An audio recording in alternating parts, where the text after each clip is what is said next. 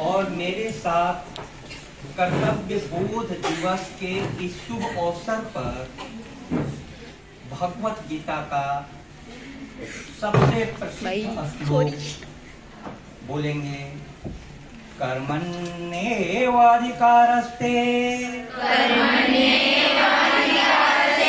मा फलेषु कदाचन मा कर्मफल हेतुर्भू मा ते संगे अस्त्वकर्मणि। कर्तव्य बोध दिवस के इस शुभ अवसर पर प्यारे विद्यार्थियों, हम सभी स्वामी विवेकानंद, जिनका जन्म दिवस युवा दिवस के रूप में मनाया जाता है, और आज नेताजी का जन्म दिवस, जिनका जन्म दिवस पराक्रम दिवस के रूप में मनाया जाता है, कर्तव्य बोध दिवस के रूप में हम सभी मना रहे हैं। भारतीय संस्कृति विश्व की अन्य संस्कृतियों से अद्भुत हैं, अलग हैं। संस्कृत के ग्रंथों में अधिकार शब्द की गणना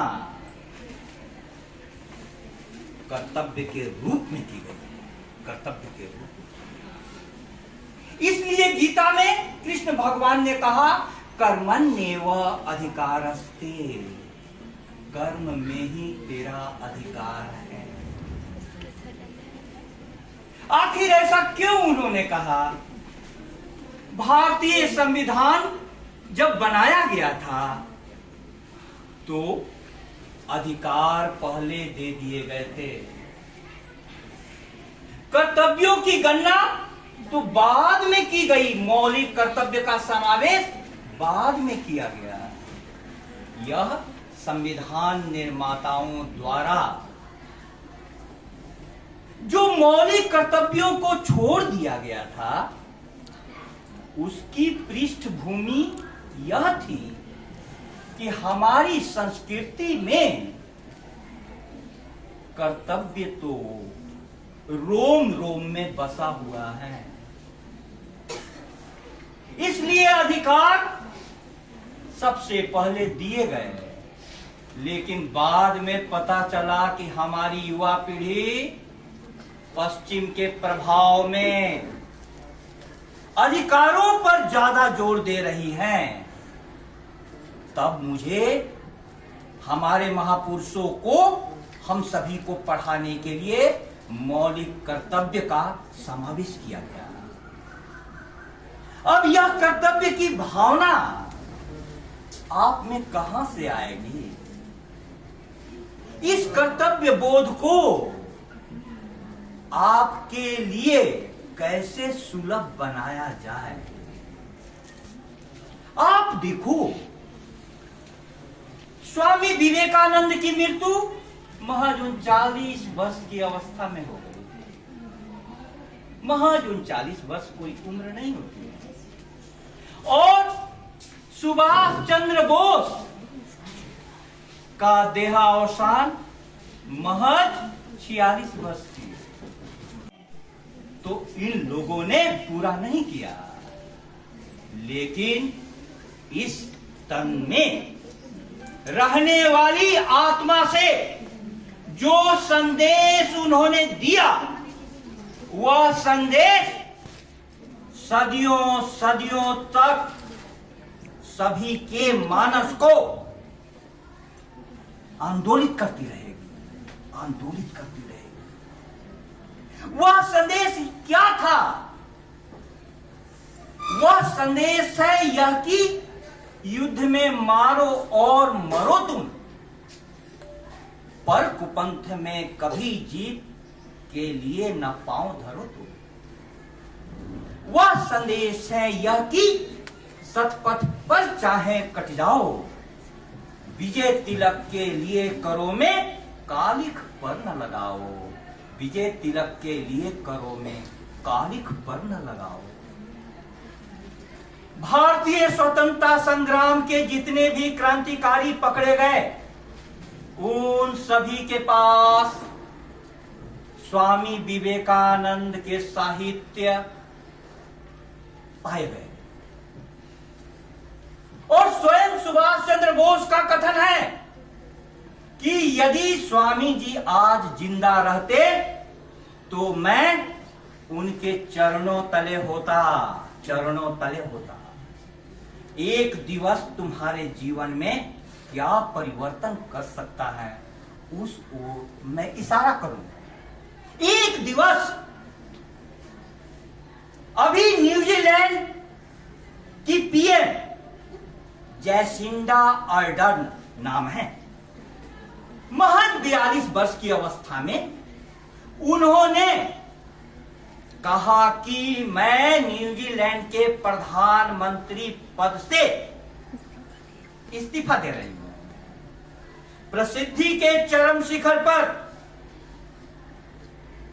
और जिसका कोई प्रतिद्वंदी नहीं हो, 42 वर्ष की उम्र में इस्तीफा दे दे, है ना आश्चर्य की बात। यहां तो लोग मरते दम तक पद नहीं छोड़ते हैं। आखिर क्या हुआ उनके सामने? उनके सामने यह चुनौती आई कि वे एक बच्ची की मां बने, एक पुत्री को जन्म दिया, और पुत्री को पालने के लिए एक मां का हृदय समझो, देश के प्रधानमंत्री पद से भी बड़ा उनके लिए पुत्री हैं, एक पुत्री हैं, एक पुत्री हैं। आप सभी बेटियां कल किस रास्ते पर जाएंगी, यह निर्धारित होगा इन उदाहरणों से। और वे प्रधानमंत्री के रूप में भी बहुत सफल प्रधानमंत्री, बहुत सफल प्रधानमंत्री साबित हुई। लेकिन एक जीवन को संवारने के लिए, सजाने के लिए उन्होंने न्यूजीलैंड के प्रधानमंत्री पद को छोड़ दिया। यह आत्मा किसकी है? मैं कहना चाहता हूं कि उनके देह में यह आत्मा सुभाष चंद्र बोस की आ गई। सुभाष चंद्र बोस ने भी आईसीएस की परीक्षा पास की थी, इंडियन सिविल सर्विस एग्जाम, जिसको पास करना क्या, बैठना भी उस समय बहुत मुश्किल था। विदेशों में जाकर के परीक्षा होती थी, और उस परीक्षा को पास होने के बाद उनके मन में एक द्वंद्व हुआ। सभी का होता है, नौकरी लग जाने के बाद हम लोग किस चीज की राह देखते हैं? शादी की, शादी की, शादी की। लेकिन सुभाष चंद्र बोस का मन देखो, स्वामी विवेकानंद के साहित्य को पढ़ने के बाद कैसा बन गया था। सारे विद्यार्थियों की तरफ भी रोटेट करते रहना, कैसा बन गया था ये मन। तेरे और मेरे इश्क में फर्क सिर्फ इतना है, तेरे और मेरे इश्क में फर्क सिर्फ इतना है, तू अपनी मासूका के लिए दिन रात जगा करता है, और मुझे मेरे मातृभूमि के हालात सोने नहीं देते, मुझे मेरे मातृभूमि के हालात सोने नहीं देते।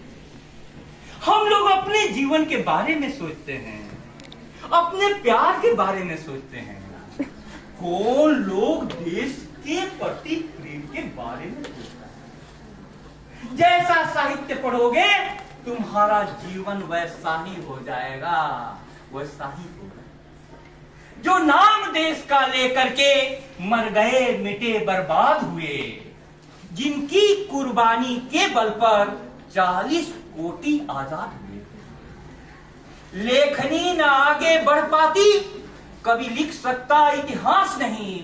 अक्षर अक्षर यह पूछ रहा, क्या जिंदा आज सुभाष नहीं?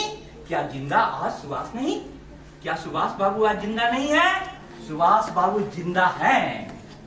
जब भी कोई आत्मा अपने प्रेम के ऊपर देश का प्रेम रखती हैं, वहां सुभाष बाबू जिंदा हो जाते हैं। जब भी कोई आत्मा जीवन की सारी चुनौतियों को स्वीकार करती है, वहां युवा स्वामी विवेकानंद की आत्मा आ जाती है।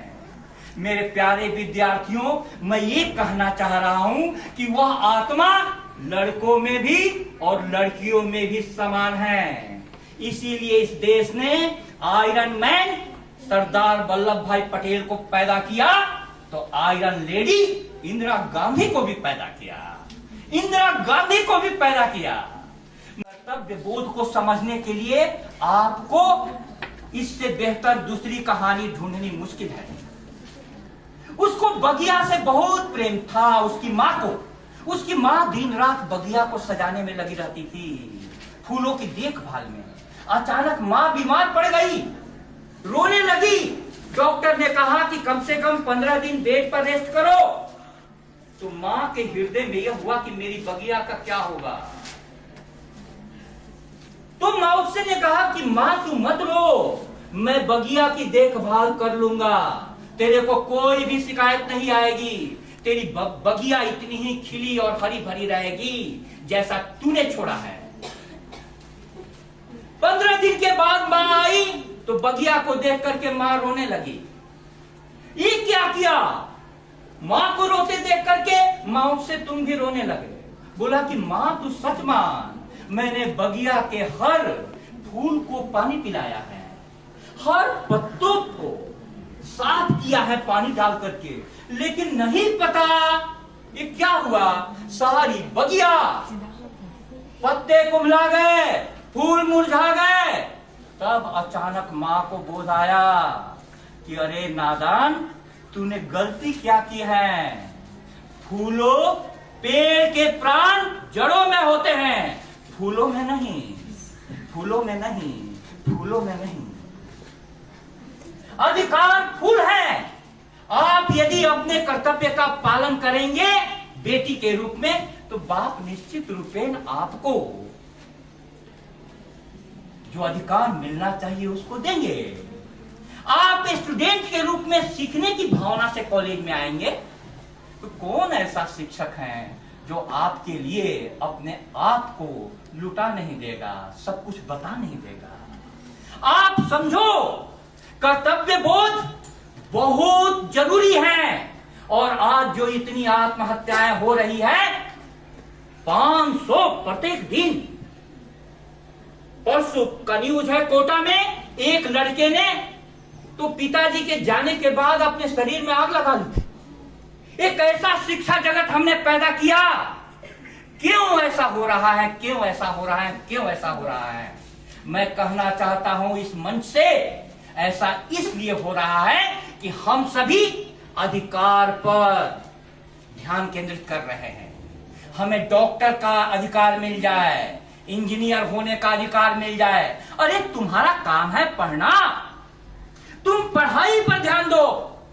कर्मण्येवाधिकारस्ते, कर्म में अधिकार है। पढ़ाई पर दोगे तो उस पर रिजल्ट रूपी फूल अपने आप खिलेंगे, रिजल्ट रूपी फूल अपने आप खिलेंगे। यह स्वामी विवेकानंद और नेताजी सुभाष चंद्र बोस की आत्मा को देखो। ऐसा कोई धर्म गुरु होगा? स्वामी विवेकानंद ने कहा कि तुम गीता पढ़ने की अपेक्षा फुटबॉल के द्वारा स्वर्ग के अधिक समीप पहुंच सकोगे। ऐसा कोई धर्म गुरु होगा? गीता को बाद में पढ़ लेना, पहले फुटबॉल खेलो। शारीरिक शक्ति की जरूरत है, शारीरिक शक्ति की जरूरत है। मेरे बागड़ के छात्राएं बहुत एनेमिक हैं, रक्ताल्पता, स्वस्थ शारीरिक दृष्टिकोण से नहीं है।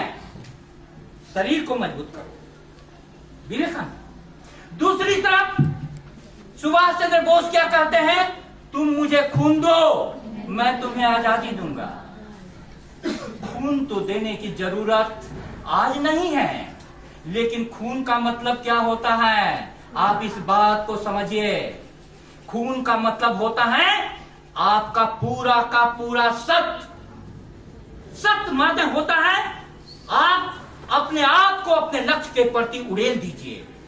लक्ष्य के प्रति जब आप अपना सर्वोच्च बलिदान करेंगे तो आपकी मंजिल अपने आप आपके प्रति खड़ी, आपके सामने में खड़ी हो जाएगी। मैं तो परमात्मा से यही प्रार्थना करता हूं कि तुम हमेशा शिक्षकों के संपर्क में रहो, महापुरुषों के किताबें अपने पास रखो, अच्छे विचार लो, अच्छा जीवन जियो। परमात्मा न करे कि इस महाविद्यालय में किसी प्रकार की ऐसी आत्महत्या की घटना हो। आत्महत्या की जरूरत है ही नहीं। जो मरते हैं वे आत्महत्या होती है। हमारी संस्कृति बोलती है नैनम छिन्नन्ति शास्त्राणि नैनम दहति पावकव। इस आत्मा को कोई नहीं मार सकता। तो मरता कौन है? मरता देह है, देह हत्या है। फिर first year, second year, third year तक आ गई, आत्महत्या करोगी जिसको कहा जाता है देह हत्या। फिर पढ़ना पड़ेगा, पहली, दूसरी, तीसरी, फिर यहाँ पढ़ो, फिर हत्या करो, फिर वहां पढ़ो। अरे ये मूर्खता किस लिए? ये मूर्खता किस लिए? मैं तो कहना चाहता हूं कि परमात्मा ने जो जीवन दिया है उस जीवन को, सुभाष चंद्र बोस की लाइन याद रखना कि यदि स्वामी जी जिंदा होते तो मैं उनके चरणों में अपना जीवन अर्पित कर देता। आज मैं कहना चाहता हूं कि आज स्वामी जी भी जिंदा है, सुभाष चंद्र बोस भी जिंदा है, लेकिन उस आत्मा के निर्माण की जरूरत है जिसमें तुम बड़े उद्देश्यों के लिए अपने आप को समर्पित कर दो। जो विद्यार्थी खेल में ऊंचाइयां प्राप्त करना चाहते हैं, महाविद्यालय उसके लिए समर्पित है। जो विद्या के क्षेत्र में जाना चाहते हैं, हमारे शिक्षक उसके लिए दिन रात लग सकते हैं। आपके पास जो भी प्रतिभा हो, उस प्रतिभा को खिलाने में हमारा महाविद्यालय अपनी सर्वश्रेष्ठ भूमिका निभाने के लिए तैयार है। आप सभी ने बहुत ध्यान से सुना, शांति से सुना। बहुत बहुत धन्यवाद।